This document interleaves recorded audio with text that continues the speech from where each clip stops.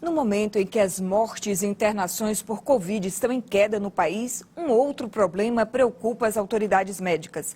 É o avanço da variante Delta, surgida originalmente na Índia.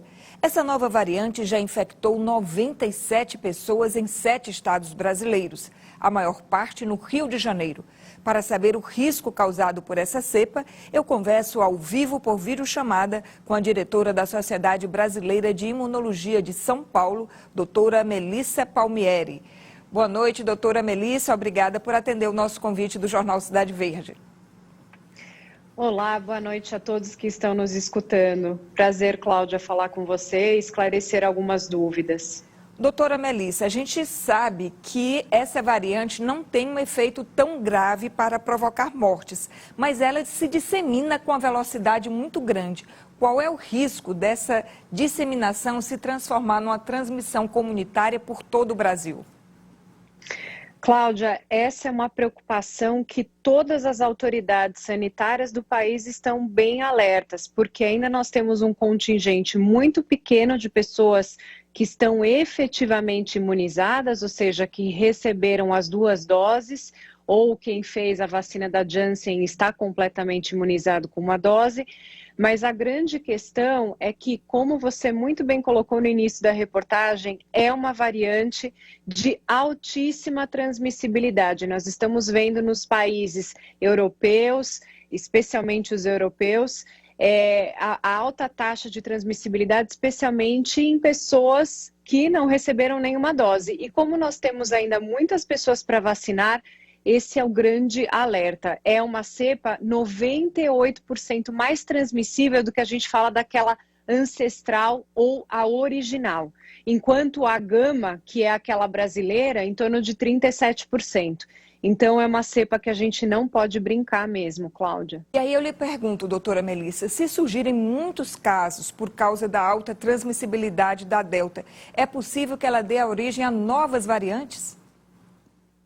Este também, muito bem lembrado, é um risco que nós temos, não só no Brasil, mas no território global. Esse é o medo também das autoridades sanitárias em nível mundial, de que se nós estamos dando essa chance para o vírus se perpetuar, uma forma dele sobreviver é ele mutando também. Então, isso faz parte da classe dos vírus. E nós temos esse risco, sim, de mutação. E aí, sim, eu queria deixar também esse recado. As vacinas que utilizamos atualmente, elas têm, sim, conferido a proteção para desfechos graves de doença, que é hospitalização e mortalidade. Mas, se nós tivermos um nível de mutação muito grande, especialmente naquela proteína S, que todo mundo fala, que é aquela área de ligação do vírus na célula humana, se houver mais ainda mutações, nós temos aí riscos futuros de escape da vacina. Então, nós não podemos dar chance alguma para esse vírus se alastrar no nosso país. Doutora Melissa, a Anvisa hoje autorizou estudos sobre a aplicação de uma terceira dose da AstraZeneca. Com essa transmissão da variante Delta, seria viável a administração de uma terceira dose não só da AstraZeneca, mas das outras vacinas que já estão sendo utilizadas no Brasil? É importante, Cláudia, essa discussão ela realmente vai acontecer. Eu acredito que de aplicação mesmo, operacionalização, bem mais para frente, por isso que nós estamos começando os estudos agora.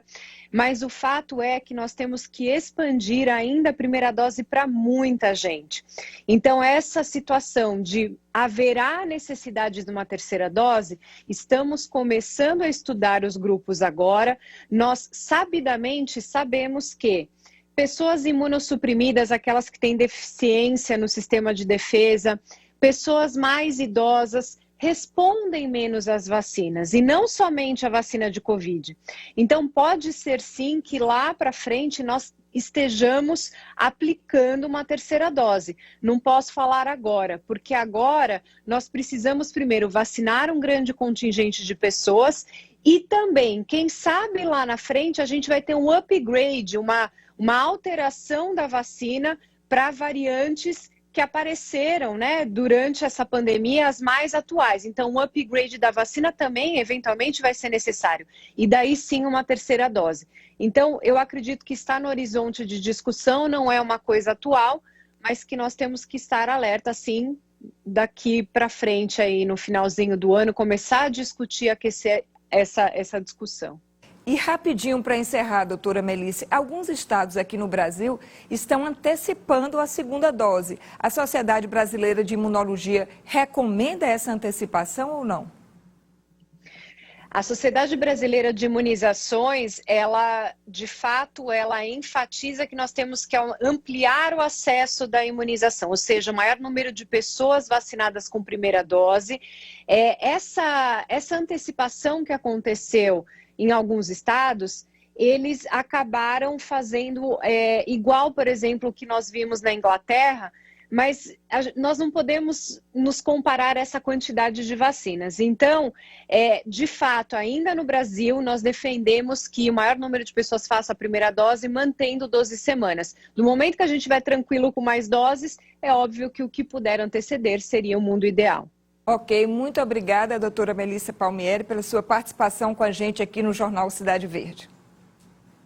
Muito obrigada.